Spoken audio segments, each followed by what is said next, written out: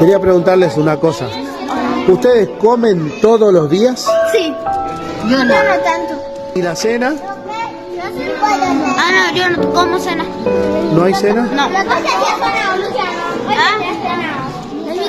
mi casa no cenamos. ¿Por qué? Algunos días no, porque algunos días cuando me empieza a doler la panza. Ajá. Casi a toda la familia le pasa eso.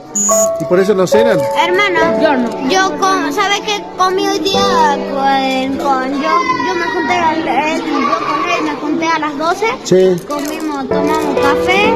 Café con leche. Ajá, café con leche. Mira. Sí. Yo no como todos los días por ahí porque no tenemos nada que comer.